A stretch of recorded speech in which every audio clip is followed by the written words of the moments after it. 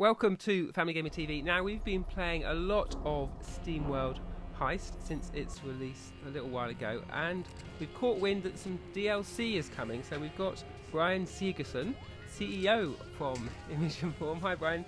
To tell us what's afoot. So we're getting more content. What's the DLC looking like? Yeah. So in this DLC, which is the first one that we're putting out for Steamworld Heist, you get to meet a new character called Fen, who is a very, very interesting character in this setting because it is a foe turned friend. You find a Vectron outcast, Vectron obviously being the scariest of the factions that you run into in Steamworld Heist. And you find this character on a scrap heap, and this character sort of becomes your good friend and a formidable ally. Really quite powerful. So, as I understand it, that it's not the content that's being tacked onto the end, but we're going to have this integrated in some way. How does that work for someone who's already played the game? Right. Well, it was very tricky to do. So, hopefully people are going to like it. We really wanted to sort of integrate the story of Fen into the rest of the plot.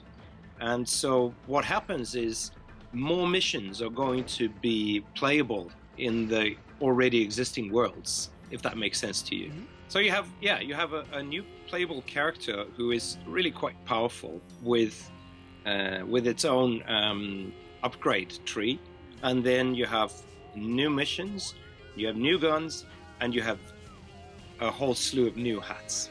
It's quite nifty because you can actually use already existing save files, for example, to sort of go in there and discover stuff that you haven't seen before, you haven't played before. And it was really tricky making it sort of seamless so that the new content fits in with the already existing content. So you've mentioned that you might be bringing Steamworld Heist to other platforms, but we still haven't got any firm dates, is that right? That's right. We don't have any firm dates. We have the ever looming soon on top of the game logo, right, for all the other platforms. But very soon it's coming to other platforms, and we'll just discuss that more closely on a later date, I think. Yeah. And you also, when you introduced this DLC, you talked about it as the first DLC. Is that alluding to the fact that we'll see some more content down the line for Steamworld Heist? Well, I certainly hope so, because we have quite a few very interesting ideas for additional content, and also we'll just see how this goes with the DLC. Again, creating content to an existing game is a bit comparable to porting it to other platforms. We don't really have to reinvent the wheel to put more content into Heist, but we really want to make sure that the content that we make is interesting enough for gamers to want to pay for it. I was wondering whether you'd ever have an amiibo for any of your characters. Again, that's Image and Form PR marketing. They will tell you when they know. Yeah.